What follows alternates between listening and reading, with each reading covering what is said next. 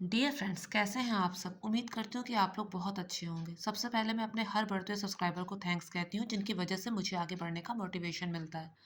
Friends, इससे पहले जो मैंने डॉक्टर का पिस्टन कंप्रेसर नेबुलाइज़र इस पर वीडियो बनाया था, तो आप लोगों ने उसे काफ़ी पसंद किया था। उस पर बहुत अच्छे व्यूज़ आए थे और अब तक आप लोग उस वीडियो को देख रहे हैं।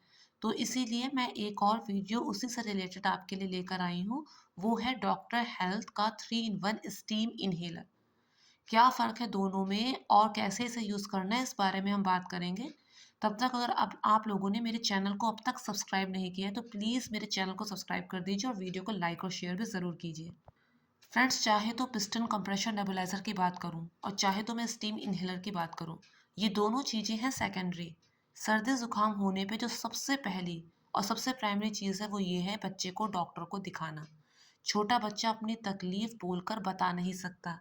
गलत एडवाइस देने वाले बहुत से लोग होते हैं कि ऐसे ही ठीक हो जाएगा, हमने तो कभी नहीं दिखाया, लेकिन आपको ऐसा नहीं करना है। आपको सबसे पहले बच्चे को डॉक्टर को दिखाना है। डॉक्टर जो दवा दे प्रॉपर्ली उसे देनी है और किसी अच्छे डॉक्टर को दिखाना है, उसकी दवा असर कर रही है या नहीं कर रही है, इस बात पर भी आपको ध्यान देना है। ये नहीं कि दिखावे के लिए आपने किसी भी अजीब से डॉक्टर को दिखा दिया जो सही से दवा नहीं लिख पा रहा है, सही से बच्चे को देख नहीं पा रहा है, बच्चे को कोई फ़ायदा नहीं हो रहा है, तो उससे कोई लाभ नहीं है। वो ज़ीरो के बराबर होगा।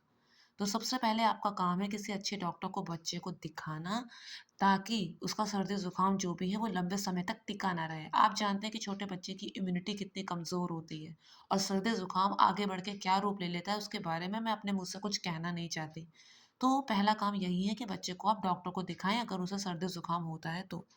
उसके बाद जो दूसरा काम है आपका जिसे हम सेकेंडरी कहते हैं वो ये है कि बच्चे ने सर्दियों में ज़्यादा से ज़्यादा कपड़े पहने हों। कपड़ों की कई लेयर्स पहनी हो। अंदर कोई मुलायम कपड़ा और उसके बाद एक के ऊपर एक आपको उसे स्वेटर्स पहनाने। अक्सर जो न्यू मॉम्स होती हैं उन्हें इतनी समझ नहीं होती। ऊपर से तो कपड़े पहना लेती हैं, लेकिन बच्चे के पैर खुले रहते हैं, कोई बताने वाला नहीं होता, सही एडवाइस देने वाला नहीं होता। बुराई-भलाई करने वाले आपको बहुत से लोग मिल जाएँगे, लेकिन सही एडवाइस बच्चे के लिए देने वाला आपको बहुत कम रेयरली लोग मिलेंगे। ऐसे अच्छे लोग बहुत कम एग्ज़िस्ट करते हैं। तो ऐसे में ज़रूरी है कि बच्चे को आप हर समय सॉक्स पहना कर रखें, क्योंकि ठंड बच्चे को सबसे ज़्यादा पैरों से लगती है और कानों से लगती है। तो बच्चे को सॉक्स पहना के रखें, बच्चे को कैप पहना के रखें। छोटा बच्चा कैप पहन लेगा, लेकिन अक्सर ऐसा हो सकता है कि 2 ढाई साल का बच्चा हो, वो कैप पहनने में आनाकानी करे। तो ऐसे में आप उसे घर के अंदर रखिए, खिड़की दरवाज़े बंद रखिए, बाहर मत जाने दीजिए। और अगर चलने-फिरने वाला बच्चा है, तो आप उसे शूज़ पहना कर रखिए, क्योंकि मोजे तो वो गीले कर लेगा।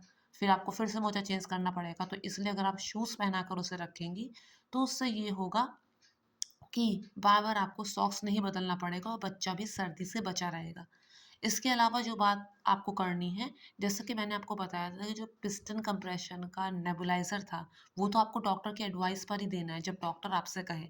लेकिन ये जो स्टीम इन्हेलर है, इसे आप कभी भी दे सकते हैं। स्टीम इन्हेलर आज का नहीं है, प्राचीन समय में भी जब बच्चे को सर्दी-जुकाम होता था, तो डॉक्टर की दवा के अलावा भाप दी जाती थी बच्चे को। कैसे दी जाती थी? नन्हा-मुन्ना बच्चा बिस्तर में सो रहा होता, तो उसी कमरे में एक कोने में एक बड़े बर्तन में पानी गरम करके खौला के रख दिया जाता था और उसका धुआँ जो होता था वो पूरे कमरे में फैलता था। उस दरवाज़े को उठका दिया जाता था। लेकिन वहाँ पर देख-रेख के लिए एक इंसान मौजूद होता था। इस बात का हमेशा आपको ध्यान रखना है अगर भाप देनी है तो।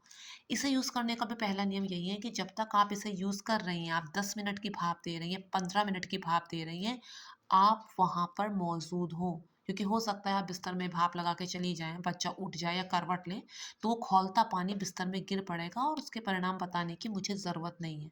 तो 10 मिनट आपको भाप देनी है, 15 मिनट भाप देनी है, आप वहीं पर बैठे रहिए, अपने सब काम निपटा कर। कोई चाहे कैसा भी क्यों ना हो, कितनी ही आपको आवाज़ क्यों ना दे, कितने ही कमेंट क्यों ना करे, लेकिन बच्चे की सेफ्टी आपकी प्राथमिकता होनी चाहिए। आपको वहाँ से उठना नहीं है। दूसरी चीज़ फ्रेंड्स ये है कि जब तक आप इसकी भाप दे रही हैं बच्चे को, तब तक आपको फ़ोन यूज़ नहीं करना है। क्योंकि अक्सर ऐसा होता है कि हम कोई किताब पढ़ रहे हैं या फ़ोन यूज़ कर रहे हैं तो हम उसमें खो जाते हैं। अरे 10-15 मिनट की बात है, शांति से बैठकर देखिए। कभी-कभी चुपचाप बैठना और कभी-कभी खाली बैठना भी अच्छा होता है, सेफ्टी पर्पज़। अब मैं आपको बताती हूँ कि आप इसे किस तरह से यूज़ कर सकते हैं। तो इसे यूज़ करने के बहुत से तरीके हैं। आप एक्सटेंशन की सहायता से इसे पहले आप प्लग से लगाएँगे और उसके बाद इसे आपको यूज़ करना है, मैं भी आपको यूज़ करके दिखाती हूँ। देखिए फ्रेंड्स, कुछ इस तरह का है। इसके अंदर अब मैं पानी भरूंगी। अब इसे ऐसे बंद करना है। पानी इतना ज़्यादा ना हो कि इसके बाहर आ जाए, बस ये है कि अंदर की रॉड इसमें डूबी रहे। इसमें मुझे पानी थोड़ा कम लग रहा है, इसलिए मैं थोड़ा और बढ़ाऊंगी। यहाँ मैंने इसमें पानी बढ़ा दिया है। अब इसके ऊपर मुझे लगाने के लिए मेरे पास कई सारे ऑप्शन है, मैं भी आपको दिखाती हूँ। इसके ऊपर मैं इसे भी लगा सकती हूँ अगर बच्चा बैठकर भाप लेने वाला हो। वैसे 2-3 साल का बच्चा बैठकर भाप लेगा नहीं कभी। अगर बच्चा थोड़ा बड़ा है और बैठकर भाप ले सकता है तो इसके ऊपर इसे लगा सकते हैं। और भी ऑप्शन है इसमें लगाने के। ये आप इसे भी लगा सकते हैं, इससे पूरे कमरे में भाप फैलेगी। बस इसे तार को लगाना है आपको, एक्सटेंशन की सहायता से लगा सकते हैं या फिर डायरेक्ट भी लगा सकते हैं अगर पास में है तो। और उसके बाद स्विच ऑन कर देना है। अब आप देखेंगे कि ऑन करने के साथ ही थोड़ी ही देर में इसमें से भाप निकलेगी। अभी वो विजिबल होगी।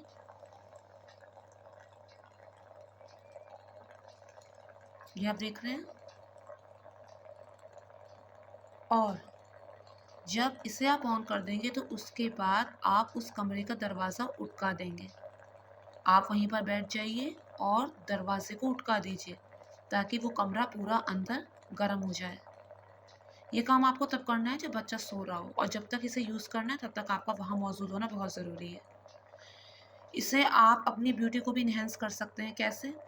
जैसे फेशियल वगैरह अगर आप करते हैं तो उसके बाद आप अगर अपने चेहरे पे भाप लेंगे तो उससे ये होगा कि आपका चेहरा और खुल जाएगा। और अगर आप फेशियल नहीं भी करते हैं, सिर्फ स्क्रबर ही यूज़ करते हैं, जैसे कि टीनेज गर्ल होती हैं या फिर कम एज की गर्ल्स होती हैं, वो फेशियल नहीं यूज़ करना चाहती हैं और अभी कोई ज़रूरत भी नहीं है, तो आप कर सकते हैं कि स्क्रबर को यूज़ करने के बाद अगर आप भाप लेंगे तो आपका चेहरा और भी ज़्यादा खुल जाएगा। वैसे भी नो मेकअप लुक ही ट्रेंड में है।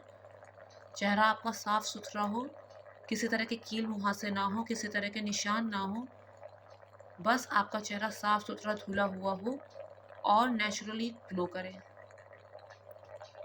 आप अपने हेयर्स में भी भाप ले सकती हैं शैम्पू करने के बाद। और इस तरह से पूरा कमरा जो है आपका वो गर्म हो जाएगा और बच्चे को इसके बहुत फ़ायदे होंगे। अंदर जो कफ है वो सब पिघलेगा और भाप लेने से उसकी सर्दी जाएगी। डॉक्टर की दवा तो आप दे ही रहे हैं, कपड़ों पे भी आप उसके ध्यान दे ही रहे हैं कि उसने हर समय ऊनी कपड़े पहने हैं, कई लेयर्स पहनी हैं, मोजे पहने हैं, टोपी पहनी है, और जो भी चीज़ वो खाए पिए वो गुनगुनी हो। क्योंकि अगर आप बाहर से तो उसे प्रोटेक्ट कर रहे हैं, लेकिन अगर वो ठंडी चीज़ खा पी रहा है तो सब धरा का धरा रह जाएगा।